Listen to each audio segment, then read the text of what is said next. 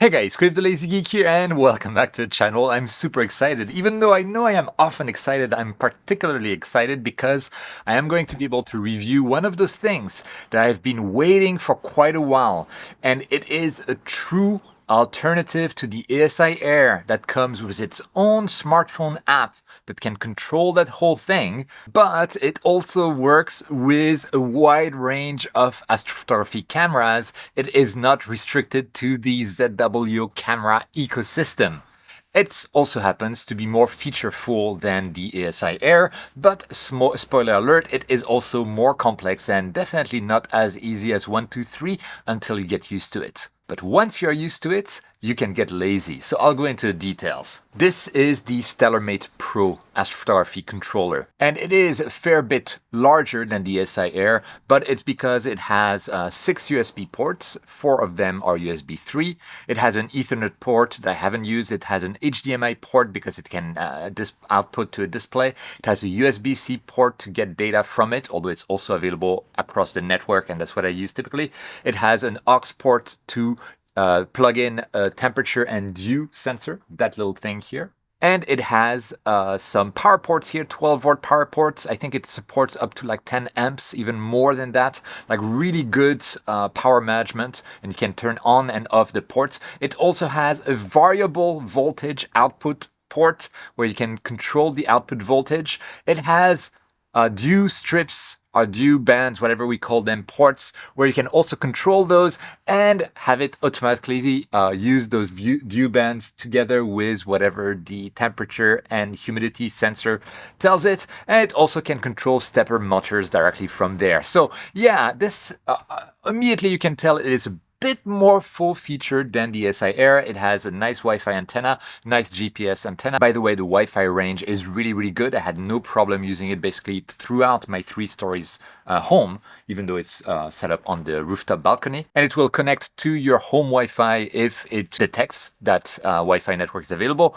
Otherwise, it will create its own Wi-Fi hotspot. Of course, it doesn't require any internet or anything like that. It will create its own Wi-Fi hotspot for you to connect to from your smartphone via the smartphone app that is dedicated to this. This thing will control your mount, it will control your focuser, it will control your guide camera, it will control your main camera, and it doesn't really care about what brand it is, it will just control them. Now, there are limitations. This is based on a platform called Indie, which, fun fact, the ASIAIR is also based on. And so the equipment that you're using needs to have an Indie driver to be able to work with this. It so happens that all of my equipment here, from my Toptech cameras to my ZW-EF to my ZW-AM5, is supported via Indie. And it supports a whole range of hardware as well. So it's very powerful. And while I mentioned that it has a smartphone app that basically can do anything you need it to do with it,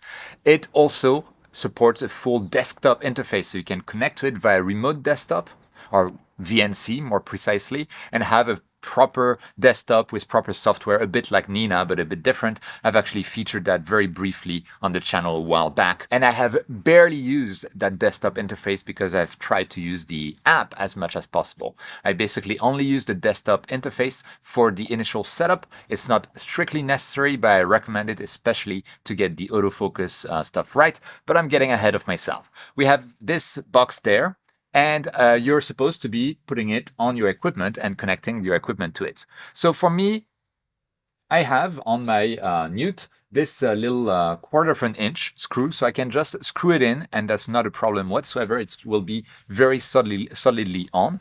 But you can also buy a Vixen style clamp that you can then connect to that Stellarmate Pro unit.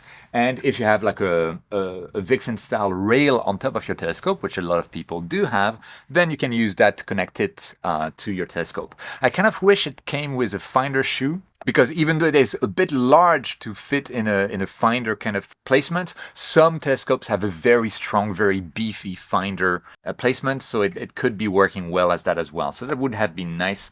But yeah, I understand the design decision. And you can optionally buy this temperature and humidity adapter, and you can also buy a 10 amp power supply, 12 volt 10 amps power supply for it. The power port, by the way, is a non-standard, or like it is standard, but I haven't really used it in astrophotography before. But no worries, because it comes with an adapter to 12 volts DC kind of stuff. But I'm really getting ahead of myself here. Why am I super excited for this? It's because the ASIAIR has been an incredible way to introduce more people into the hobby. It's a really well done piece of equipment together with excellently built software. It just works. It's amazing. It can do a lot of things, and it's a great entry to the hobby. My main issue with the ASIAIR is that even though it is based on ND, and ND supports other cameras than ZW cameras, well, the ASIAIR naturally restricted the access to just ZW cameras. On one side, it could be because it's simply easier to support. On the other side, it does lock users into a ZW ecosystem. And if ZW can grab those users early while they're getting started in their astrophotographic journey, then it's like all benefit for ZW. So yeah, it's, well, anyway, but still, the ASIAIR is a really amazing piece of equipment, but I'm really happy that we seem to be getting an alternative that is getting more viable. Now, full disclosure, as far as I understand, I'm not completely sure I get to keep that. I hope I do, because I'm enjoying using it, actually. But I get to keep this thing after I finish reviewing it. And this thing costs around $599, so it's not cheap. It's not as cheap as the ASIAIR, but it is definitely cheaper than something like an Eagle computer. It has more features than the ASIAIR, with like those dew ports and more USB ports and that variable voltage thing, and more current supported. All that kind of good stuff is on top. But let me just install that on top of my telescope and show you how I will basically plan for my imaging session tonight, since we're having like good, nice, clear skies, all within the smartphone app. It's going to be very quick. And I'll also tell you a bit about like different methods you can perform imaging. Just like in the ASIAIR, you have things like auto run, and then you have some slightly more advanced features. So I am now in the app that will be controlling this little piece of kit there. And there's tons of stuff that is available. I'm just going to double check in the power settings that yes, I have my 12-volt output to the camera turned on. And otherwise, I'm just going to go back to what we call ECOS, which is kind of like the control center for your whole equipment. And I have available there everything I need. I can look into the details of my camera, of the options of my camera, of everything related to my camera, to the ZW-EF, to my ZW-AM5, all that kind of stuff. And I can also check like, okay, what is my autofocus stuff going? What is my plate solving doing, which has a great, by the way, polar alignment routine. What is my guiding doing? What is my sequencer doing? What is my scheduler doing? And I'll get to that in a moment, because the scheduler is fascinating. And you also like have a kind of a sky atlas where you can search for targets and schedule imaging of those targets, or just like go to plate solve, center those targets, and then start imaging via sequence. And you can also view all of the images that you have taken on this device, like here of the Horsehead Nebula, which you can also, of course, access directly from your network. So I can transfer those images very easily to my computer without having to connect any cable to this. Okay, so let me show you how I would create like an imaging sequence for tonight for this particular telescope and equipment. And I will be imaging around the Horsehead Nebula, actually like a small nebula that's below the Horsehead Nebula. And let's show you how to do that. So first things first, I would be going to the sequencer here, and I would create a new sequence. So I would click that plus button here, and I would say that, okay, it's going to be, I have the S203 filter in here. So I'm just going to call that S203. This is the Altair filter that I reviewed on the channel before. It's great, by the way. And I'm going to say that because it's narrowband, I want my exposure length to be 300 seconds long. Okay, 5 minutes long. I want to make sure that I save like the raw frame, so raw 16. And I will say that the filter that I will be using is the Altair S2 filter. I don't have an electronic filter wheel. I just have a filter drawer. So I set up a manual filter wheel in the system so that the Stellarmate OS there will properly tag my files and put in the FITS header the correct information about what filter I was using, which is very, very useful. I will say that I want to make sure that my camera temperature will be at minus 10 degrees Here we go. The gain is 100, and for this particular camera, I want my offset to be 600, and I will be dithering every single frame. Then I can save this, and now I have my presets set up. I can also click on that gear icon to look at all of the options that I have in there in terms of like, when do I want to refocus? And for me, I'll be using just a temperature difference of 1.5 degrees Celsius detected by the temperature probe here. How do I want to save my files?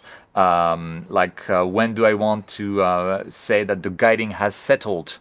Like wait this many seconds after guiding is resumed to stabilize the guiding performance before capture. So let's say I want to wait 5 seconds each time, something like that. And once I'm ready with those settings, I can say, okay, we're going to attempt to take 80 exposures of that.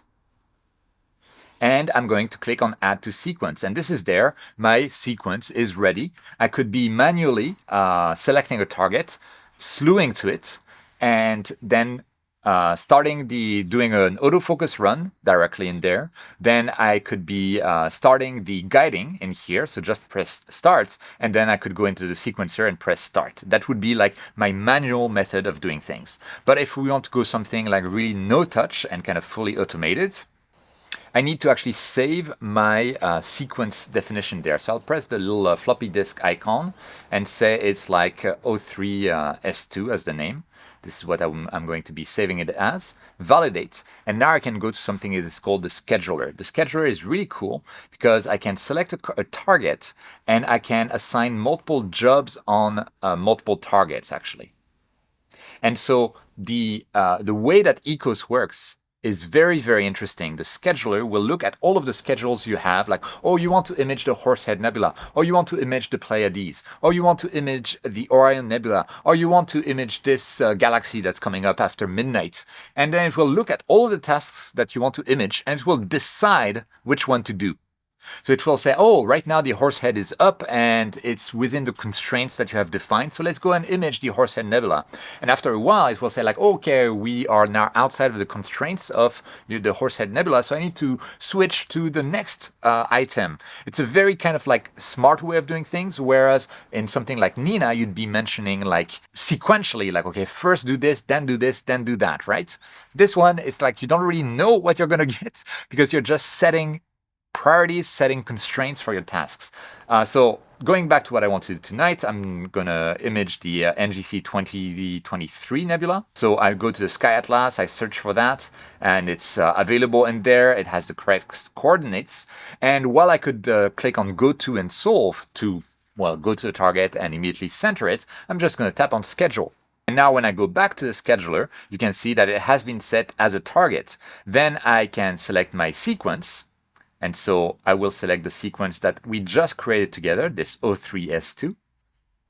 Here we go. And now I can look at the settings for the scheduler.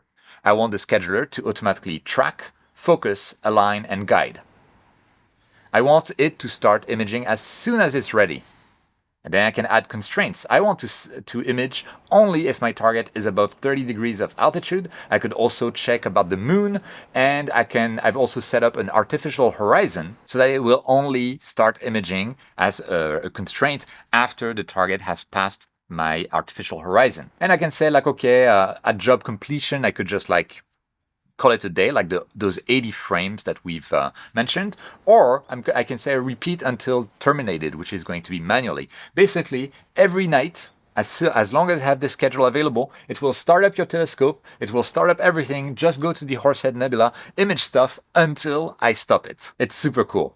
And then I can tell it what to do when the job is aborted. We could, and I'm saying here, I'll put it back in the queue. So maybe it will, if I have multiple tasks in my scheduler, it might just go for an other task first and then go back to this one. And then I can say what I want to do in terms of observatory startup. So I don't have a dome, but I would just unpark the mount. And I can also say what I want at shutdown. I want to warm the CCD and park the mount. Very cool stuff. So now that I'm ready, I'm just going to click on Add Job, and you can see the job has been added, and I can see here that it will start at 7:17 p.m. tonight. If I click the Start button, which is what I'm going to do, and now the scheduler is going to wait until 7 p.m. and 17 minutes. and then it's going to automatically start the whole session. And I've been doing that for several nights already, and it's been quite successful. So I'll show you how it looks like once it starts imaging, but I have to be very honest with you, it has not been smooth sailing up to now. In particular, I had trouble setting up the autofocus so that it could work really reliably with my camera. And I had to take, to be absolutely sure that it would work reliably with my narrowband filters, I had to set my autofocus exposures to 15 seconds each. And I still feel I can make improvements on that front. But otherwise, it's magical. It will just do everything automatically, and it also has multi-star guiding, all of that good stuff. And it's all like either automated, as I showed you via the scheduler, or you can just do it manually from the Sky Atlas. You play solve and you go there. And this is not the only issues that I've had. I've found quite a number of bugs, a number of issues, and so I've kind of been an unpaid beta tester for the past several weeks with this, but I'm fine with that because now we are really getting a product that's getting more and more robust. And this is really my goal with this, even though I'm not affiliated to Stellarmate at all and I'm not being paid or anything like that for that. But I want to see an alternative to the ASIAIR outside of the ZW ecosystem, and this is one of those things. So if after watching my review or while you're watching that review you decide to go and buy that thing, I'll have links down in the description if you're interested. Remember that it has been tested by yours truly, Quiff. And I might not have found all of the issues, so it might be a bit rough around the edges to start with. But anyway, with that said, let's wait until tonight, until 7 p.m. and 17 minutes to see whether this will start imaging correctly, and I'll see you then. Of course, if you get bored before you see me again through the magic of editing, you can go down below, leave a comment, like the video, or if you want to support the channel, you can become a Patreon member. I have a link down the description, or a channel member. It makes a huge difference. It makes all this channel possible. This would not be possible without you. I would have abandoned a long time ago. So thank you so much to my supporters. But of course, thank you for just watching the video, liking the video, leaving comments, subscribing to the channel, etc., etc. It's super helpful. With that said, let's use the magic of editing to come back tonight. We're now in the evening, but it's not yet time for this to actually image. I just realized that I forgot to take flat frames with the ASIAIR Oxygen 3 Sulfur 2 filter that I have in there. So I'm going to take the opportunity to show you how I take flat frames with the Stellarmate app. So the first thing I would do is from the Stellarmate interface, I can go inside the mount settings and I can unpark the mount by clicking on the big P there. The mount is unparked, and then I can just slew it to the zenith. So that's what I'm going to do. Here we go. Okay, we're almost there, and I'm just using the buttons on the app to do so. Okay, we'll call that good enough. Now I'll just place my flat panel on top. And now I can take an exposure via the camera, so I can check the camera settings. I'm going to take an exposure of 1 second with my normal gain of 100, offset of 600. And this is going to be a flat frame. It's not going to record it or save it or anything. I just want to make sure that basically the exposure that I will take in the end will be roughly 30%, 40% of the histogram. So I'll just take that exposure direct. And I'm going to cover the light, to turn off the light, by the way, so we don't disturb the flat frame process with light leaks. And I'm going to press on continue, so we can take the image. The image has been taken. It will appear here. We can see the result, and I can tap on the histogram to see that the median is 9184 out of 65,000 roughly. So I'll want it to be a bit higher, just so that we are in the ballpark of what I'm looking for. So I increased the luminosity of the flat panel, and we're going to take another exposure and see how that looks like. So slightly better at 12,000. And let's try again. Now we're at 17,000, so we are close enough. What I'm going to do now is go to my sequence here, and you can see I have created a new sequence called flats. The exposure time is set to 1 second, but there's a little trick I'm going to use, which is I'm going to close that. The sequence is fine. I'm going to say that I want 25 frames. Here we go. And then I can click on the gear icon, and you can see we have an auto calibration menu here. And you see on the right hand side, we have a flat flat duration. And instead of being manual, we're going to set to ADU target of roughly 1/3 to a bit more than 1/3 of the histogram by putting a value of 22,000 ADU over 65,000 ADU. So let's then add this to the sequence, and I'm going to tap on the play button. This is going to start taking exposures, and it's going to look for the correct exposure length for my flat frames. And it has apparently found it after a few seconds, so it started taking the exposures. And if I go into the view menu here and I can check the exposures, I see that the exposure time was 1.31 seconds. And I can also open a flat frame and check the info and see that it was indeed 1.1 seconds. So this is exactly in the ballpark that I want for my flat frame. So you can see there is an automated process very close to the flat wizards in Nina that can help basically get the right luminosity for the flat frames. And you can also, by the way, set it to point at what they say is a wall, but I could also set my coordinates here to zenith, so I don't have to do the physical or the manual slewing of the mount towards the zenith as I did just now. And I'm done with my flats. So from the app, I'll just ask the mount to park itself by clicking on the same P button that we had earlier. There we go. And remove the flat panel before it falls down. Always useful. Also, it's important to bump your head with the flat panel.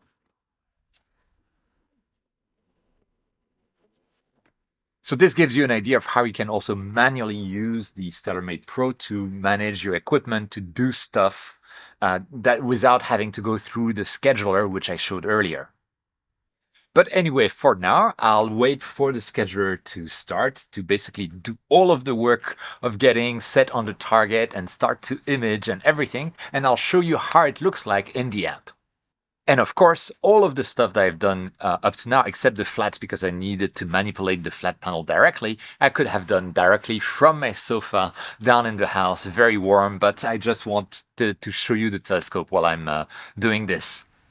And I'm inside because outside is far too cold, and the setup had already started imaging by the time I remembered it was going to image. But I am in the app, and so we can look at what's happening. And for that, there are multiple tabs at the top. Unfortunately, I didn't have the app open while the autofocus was occurring, so I cannot show you the focus curve, nor can I show you the plate solving that occurred to center the target, but I can show you the guiding that's going on right now. So this is multi-star guiding. We can see what it's doing here by opening up the frame. It detected multiple stars, and it's happily guiding on all of those stars at once. And we can look at the total RMS right now, which is around 0.75 arc seconds RMS, which is perfectly decent. And yeah, I mean, that's like the main things to look at. And it is still capturing. I can see that there's a few seconds left until the capture is complete. And in a few seconds, since I just opened the app to see what's happening, I should be seeing like the image appear in here. And before that, I can check what happened under the view tab. And I could look at the latest image, and you can see it has like the horse head with the small faint nebula that I wanted to centered in the image. So it is taking those images without any issue. And there we have a new frame that has been taken from the camera with the Horsehead Nebula being visible, and everything looks like it's going well, right? And right now it is dithering. We can see it at the status of the camera in the bottom, and it is capturing again. By the way, I'm also looking at my mount settings, and I've set it up to flip to do the meridian flip 2 degrees post meridian, and I also have some limits on the mount. I could set an auto park, but I don't need to because the scheduler will take care of that. So it's all like taken care of, and it's all working as expected. And it's really relaxing when, you know, I had even forgotten to check that it had started. I just opened the app and it was already imaging away without me having to do anything. So that's how like a typical night of imaging can go. Although the road to get there was long, and seriously, if you are interested in this product, as I mentioned earlier in the video, this is not as easy as 1, 2, 3. There's a lot of work to get to a point where you can enjoy the results of your work. And I have to say, for a couple of weeks, a bit more than I've been using this device, I ran into quite a few issues. A lot of them were bugs that are fixed now, so it's no longer relevant. But I'm sure there are still some lurking around. And many of those bugs are linked directly to the app itself, whereas the actual desktop interface is tested and tried by so many people already. So it's been a very interesting journey and very frustrating at some points, but at the same time, I've had a lot of fun because it's been a while since I had to really tinker with my equipment to make it work, and it's been kind of fun. But I will show you how things look like on the desktop side of things, and also give you more information about the stuff that I had the most trouble with, which at this stage still is effectively getting the autofocus to work reliably. So let's get into those details. We're the following day. My mount and equipment has been properly parked at the end of the schedule, so everything, went according to plan. The scheduler decided when to start imaging. It started imaging. It got finished imaging within the constraints that I had set. It parked the mount and warmed the camera, and nothing else to do, which is the ultimate goal of a setup like that. And I really like that. Although the road to get there was long, again, I will address those issues like really at the end of the video. For now, I want to give you an idea of how it looks like if you're using this from a desktop point of view. So if you open YouTube and you search for Astroberry, or you search for Indie, or you search for K-Stars, or you search for ECOS, you'll find tons of videos that are much more detailed. I just want to give you an idea of how things look like under the hoods within that Stellarmate Pro that has a whole desktop environment running, and the app that I showed earlier is just connecting to that desktop environment and displaying you the stuff that's happening really in there. So I am currently connected on that desktop environment, and you can do that directly from a browser. You don't need to install any software, and there are of course instructions with the Stellarmate Pro. The documentation for the Stellarmate Pro is really comprehensive, and you really want to read it. This is really an instance where you want to read the manual, because it truly is an advanced system that doesn't really hold your hand. But anyway, this is how it looks like, and you can see I have basically a planetarium app here called K-Stars. And we also have this control panel for K-Stars that is the Indie control panel. And this is the control panel that basically connects to your hardware. This is your hardware management center. And we saw very briefly earlier in the video the exact same thing, but from the smartphone app. The smartphone app exposes all of that directly. So you can see I have my AM5 connected here. I have my ZWEF connected, and I can do changes to all of the parameters that I want to change directly from here.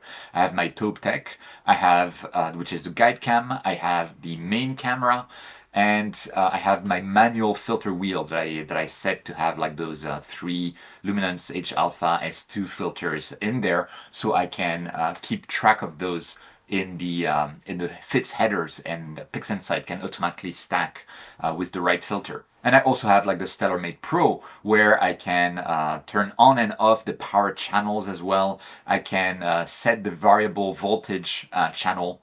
And I can check like the environment stuff with the temperature sensor, or look at the GPS information, which is also all available in the app.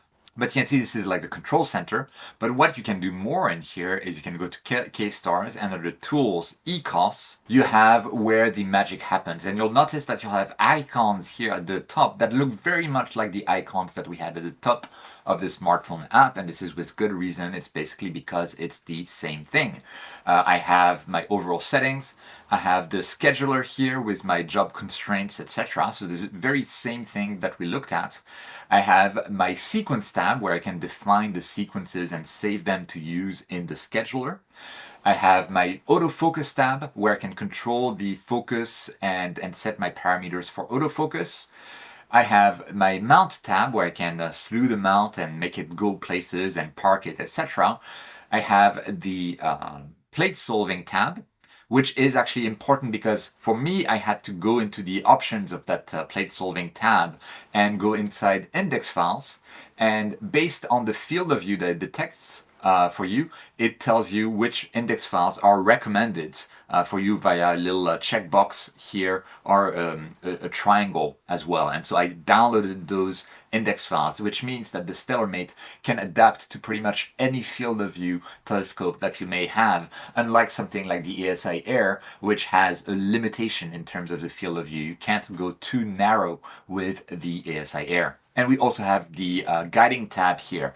And the tab that I spent the most time on for the moment has been the autofocus. Because with this tab, I realized that, especially with a Newtonian telescope that has a central obstruction, it seems that the autofocus routine did not like having donuts. Like it did not like when the stars starting being donuts, so I had to keep the autofocus very close to the critical focus zone, and also I had to kind of mess with the setups of the process, how the star detection is done, and also tons of parameters for the star detection. This is definitely not one click like Nina is, our Hocus Focus plugin is. That said, I've tested the same Stellarmate on a refractor in the past, and I did not have that issue at all. The autofocus basically worked from the get-go, so I think it has to do with the fact that I'm using a Newtonian telescope, and it really doesn't seem to like the donut shape of Newtonian stars. Still, I have it working pretty reliably for me now. But you can see we have a whole desktop environment here. By the way, you have a file explorer as well that you can open. If you're going to use the desktop environment, you also have PhD2 that's available if you don't like the internal guider. So there's lots of stuff that you can do within the desktop environment if you want to just not use the app and use the desktop environment. And the astrophotography pictures are under pictures, and I can look at NGC 2023. Under light, and you can see I have like the frames that I took yesterday. Altair S2. But what I really like to do is using the app with the preview of the images to very quickly delete the images that are obviously affected by clouds or poor tracking. Basically use the app as a quick blink process, which is very convenient, and it's something that I've done with the ASIAIR in the past as well. I really like that. Okay, so this is cool. This is the desktop environment, but okay, I have all of those files. How do I get them onto my processing PC? Well, I have set up the Stellarmate to connect to my home Wi-Fi, which you can do from the app, and therefore I can access it via the network. So I can just go to Stellarmate and under Pictures and NGC, and these are all of the files. I can then just drag and drop to whatever folder I want to save those files to, and then do my processing. It's as simple as that, and it's, I think, similar to other solutions. I'll add a note if you're using TopeTech cameras, by the way. For me, when I first connected the TopeTech camera, I had to go to the TopeTech tabs and change the resolution under Control.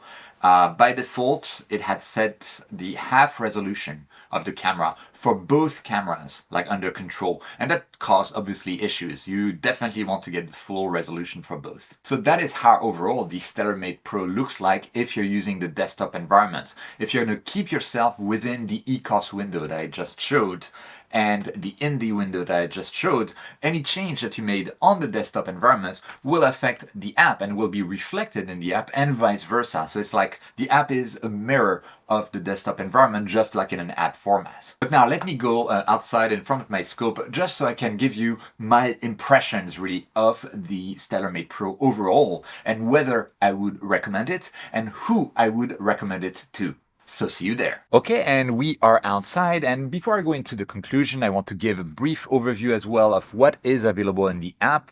I've already mentioned quite a few things, but one of the things that I haven't mentioned is, in addition to the Sky Atlas that we have that I mentioned, we have a targets area where you can select targets, although in my opinion the range of available targets is a bit limited. I prefer to use the Sky Atlas instead, or if you want to, you could go inside the scheduler, click this little item, and you can copy paste a CSV file directly from Telescopius. So if you want to do framing for a single panel or multi-panel mosaic, you can use that here. Still, those are nice additions that are available for you to choose the targets that you want to image. You can also see that on the Targets tab, I have a little square or rectangle on each of the images. After it plate solves an image, it will actually angle that rectangle to the correct orientation based on the plate solving that it did. From within the device tab, you can check the status of the whole like box there in terms of storage utilization, the temperature it's at. You can also restart it, shut it down, or open a VNC Windows, the remote desktop window, directly from within your smartphone. If you want to have like full control of the desktop environment. Although I find that from the smartphone quite cumbersome, and I would much rather do it directly from a PC. One of the very interesting things as well is you have the remote support function if your Stellarmate is connected to your home Wi-Fi, which if you're at home, I would highly recommend doing. By turning on the remote support, you'll be given a number. You can provide that number to the Stellarmate support team, and they can actually connect your device and check what's going on. And I've had to use that quite a bit with Stellarmate's team in the past couple of weeks as I was effectively beta testing this system. And we also have the power tab here where I could control all of the power channels that I have on here, from the variable voltage to the dew heaters to each of the voltage channels. And I like doing that because after I'm done imaging, if I know I'm not going to be imaging for a while, instead of having the 12 volt to my camera on at all time, again, just turn it off. So this is very similar to something like the ASIAIR. So overall, what do I think of this little thing here? How does it compare to something like the ZW ASIAIR? And how does it compare to something like this Astro PC here that also has 12 volt outputs, although they are not controllable. And of course, you have to use Windows and Nina on it or any other capture software. You could even install Stellarmate OS on that. So it's a very difficult decision in that this Stellarmate Pro is $599. I think this is like around $200, and the more advanced versions are like $300 to $400. This one, by the way, is with 128 gigabytes of internal storage. I think this one has 64, so there's a big difference there. And the Astro PC Pro, I think, has 256, if I remember correctly. And the Astro PC Pro was around $300 US, something like that. So this is clearly the most expensive solution out there. But it is also the solution that one does not rely on Windows and so is not afraid of the whims of Windows updates. While at the same time, unlike the ASIAIR, it has compatibility with a very wide variety of equipment, including my Toptech cameras and including a lot of other cameras, focusers, filter wheels, all of these items, all of these pieces of equipment that you're locked out of if you're using the ASIAIR. So that's extremely flexible. And at the same time, it has something that the Astro PC Pro doesn't have, which is controllable power output ports. It also has like a DC stepper motor control. It has variable output port. It has dew heaters and controllers for dew heaters, which the ASIAIR does not have either. So in that respect, it's actually closer to something like an Eagle computer, which are so far more expensive. And when you look at it that way, it makes a lot more sense. And as it is right now, after I effectively had a lot of bugs corrected, it just works, right? You saw me with the scheduler, and the scheduler, even though I had completely forgotten about by the time the setup started imaging on its own, when I checked, it had started and it was working on it, and I didn't have to do anything. And in the morning, it was all parked. And as well, if I hadn't completely stopped the scheduler, it would have kept going. Like tonight, automatically, it would have gone again. So if you have like a dome, an observatory with a dome, and you have your telescope always ready to image, this is a great solution. It will just like blast through all of your schedules night after night after night without any input required from you. But the road to getting there was tough. I lost quite a few imaging nights, maybe not entire nights, but half nights, let's say. And in particular, I mentioned it several times, the autofocus is the part that really frustrated me the most. When I had used Stellarmate OS in the past with refractor, I had no real issues with the autofocus. But with this Newtonian, I really needed to spend quite a bit of time in the desktop application to find all of the parameters that made the autofocus really work and be reliable. And it still uses an exposure time for my narrowband filters that I feel is a bit too long. Fortunately, I don't have to refocus too much because I'm using the temperature sensor to refocus every X degrees of temperature changes. And I ran into other issues, which was like my Toptech cameras, when they connected, they had like half the resolution for whatever reason. You need to change that in the driver, or at my request, actually now in the main Ecos tab, you can click on the camera settings and change the resolution directly from there. So things are definitely getting better. And the creator of Stellarmate, Jassem or Hassem, I don't know how to pronounce his name, that is very much listening and has been like doing a lot of enhancements at my request, which is really, really good. But even like that notwithstanding, even without all of those, let's say, growing pains issues that I had when doing the initial setup, I don't have to do that again now. I'm all good at this stage, but it took someone with my experience quite a bit of time to get it right. And it's not like as intuitive as something like the ASIAIR, which truly is as easy as 1, 2, 3, although it is restricted to ZW cameras, ZW filter wheels, ZW focusers, and probably in the future ZW rotators, and also cameras. Did I mention cameras? So you have to create like equipment profiles in there for both your guider and your main imaging equipment. You have to make sure that all of the functions work correctly. And sometimes like the app that I use on the smartphone, it might crash or it might become non-responsive. So I would need to just like close it and reopen it. That happens. A couple of times I also had to physically restart the Stellarmate Pro, although I haven't seen this issue in the past week. So I think it has been fixed because I had reported it to the Stellarmate team. At first, I had issues with the Meridian flip, but that was a user error because I hadn't set it up properly. But it was kind of complex to set up properly. And there are other things that are not as intuitive for someone who is used to Nina like me or to DSLR like me, like the focuser backlash. You can set focuser backlash in the driver, but you should not. You should set it to 0 because actually there is a focuser backlash setting within the autofocus routine that you can use, which I use linear 1 pass, and that setting, the actual overshoot focus, or I think they call it overscan or something like that. There is a setting for that. You can set the number of steps that it should overshoot by to correct for the backlash of the autofocuser, but it's kind of hidden and it's only available, as far as I can tell, in the desktop app version. But as you can tell, this has been only for the setup. Now it is working perfectly, and I'm using that night after night after night, and I don't even want to put back my Nina PC on this setup because I'm having a lot of fun with this, and I'm going to keep using that. So what I'm getting at is, if you're looking for something that can control your dew heaters, that can control your power ports, that doesn't rely on Windows and Windows updates, that has a very advanced observatory control, including dome control, with a great scheduler, something that is far superior to what is available in the ASIAIR, and that can do things on its own after you have set them up properly, then this is great. And I think it is worth the price, especially when compared to something like an Eagle computer.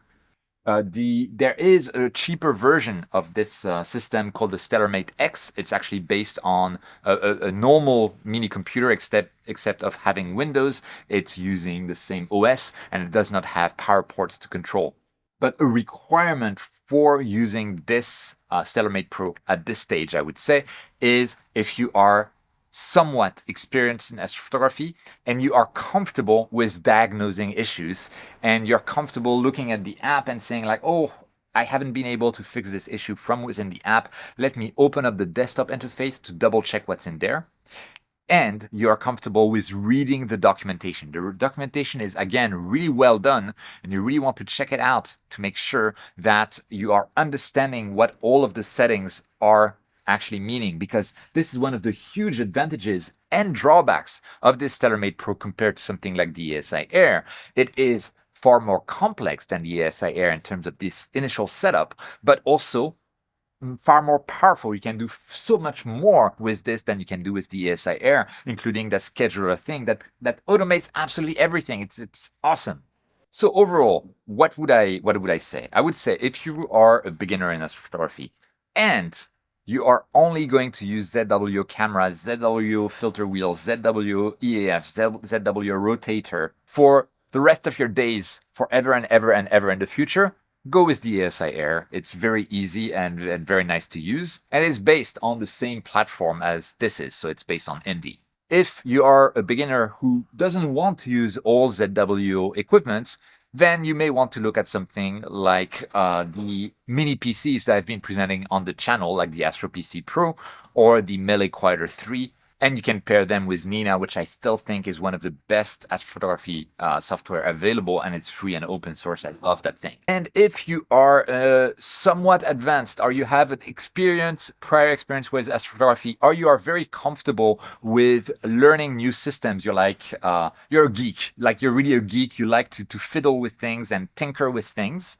even if you don't have that much experience with astrophotography, and you want to use cameras other than ZW cameras, other than DSLRs, and you want to use any piece of equipment really that you could buy, not restrict yourself to a single brand, then this is really a great solution. And I would highly recommend it. And I often say in my videos that my main seal of approval is whether I'm still using a piece of equipment after a few months. And for now, it's only been a few weeks, but I haven't thought about removing it. And I'm really hoping that I don't need to return it to the Stellarmate team, because I actually want to keep using it. I've grown fond of it. It's been a lot of fun despite all of the issues that I encountered and had fixed for you. And so that could be like an indicator as well of how much I like this little thing. But again, you cannot expect it to be as easy as 1, 2, 3 for the initial setup. However, when the initial setup is done, when you're complete and it's working well with your equipment, then it becomes as easy as 1, 2, 3. You saw how I could just add a target, click that start button, and we're done. Still, I have to say that while using this, it made me even more impressed with all of the changes and the interface that ZW put in place on top of basically the same structure and the same software stack to make it so easy for newest photographers. I just wish that ZW would open source their stuff so that we could like basically share a lot of their improvements and all of their small tweaks to the same platform globally, because I love open source software. But that is the gist of it. So making this review was a lot of work, a lot of time, a couple of sleepless nights, a lot of back and forth with the Stellarmate team. You can trust that now if you do buy this, it's been pre-tested by me, but it's still not trouble-free.